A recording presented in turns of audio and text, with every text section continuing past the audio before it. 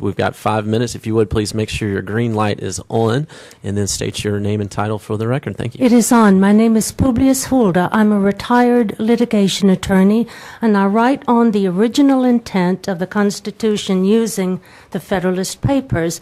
I do not go by Supreme Court opinions because for 200 years the Supreme Court has been ignoring the Federalist Papers and the Constitution our framers given, and they have gone off on tangents of their own which have nothing to do with the Constitution.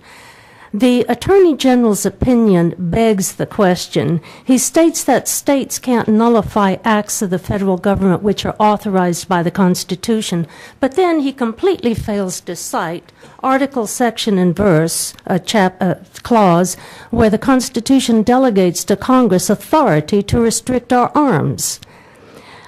When we ratified the Constitution, we created the federal government. We listed, enumerated every power we granted to our creature, the federal government.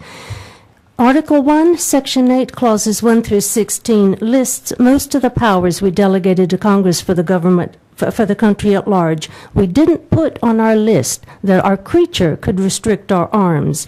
We didn't delegate this power to Congress because our framers wanted the American people to be heavily armed.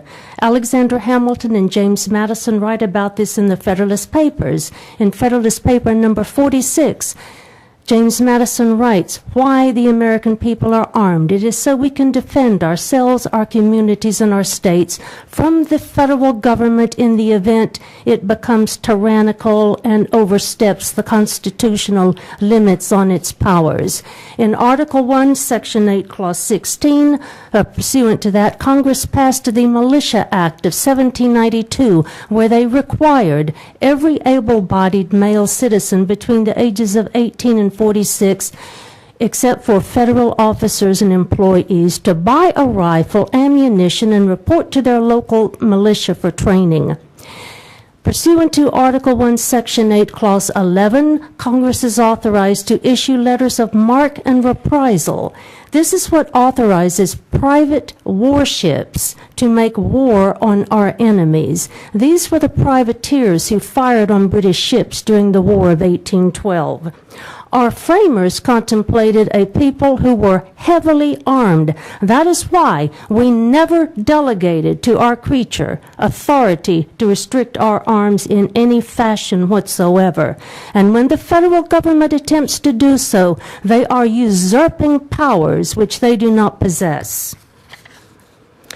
The Attorney General goes by court opinions, not the Constitution. There is a vast gulf between the two.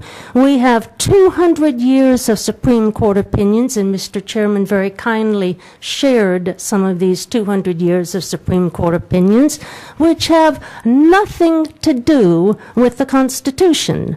Charles Evans Hughes said over 100 years ago, the Constitution means what the judges say it means.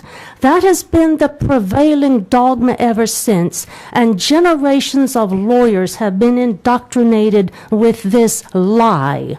That is why we no longer have a federal government which is held down by the chains of the Constitution. What we have is ruled by five judges on the Supreme Court who claim the power to do whatever they want to us and our country.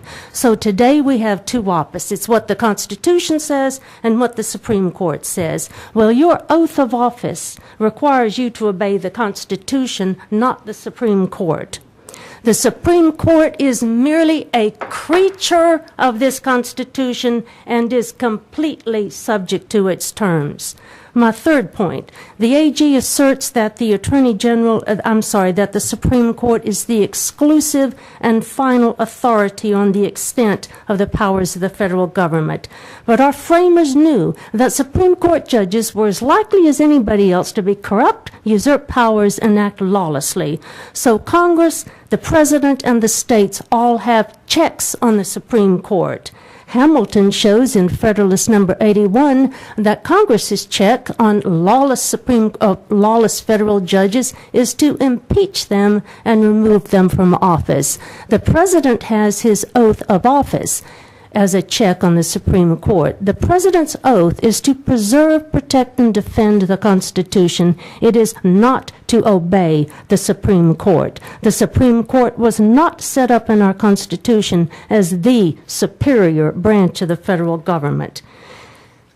And then there's no need for me to, well, Madison says in his report on the Virginia resolutions that it is a plain principle founded in common sense that the states, as the sovereign parties to the Constitution, are the final authority on whether the federal government has violated the Constitution, and that the states may check all three branches of the federal government, not just, they may check the judiciary, the executive, and the legislative branches by nullifying their acts.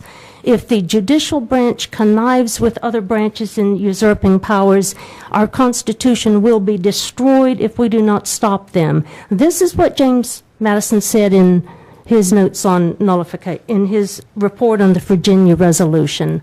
I'm sorry I didn't have time to finish. I hope that during questions someone will ask me about the so-called nullification crisis of 1832. Thank you very much for your comments.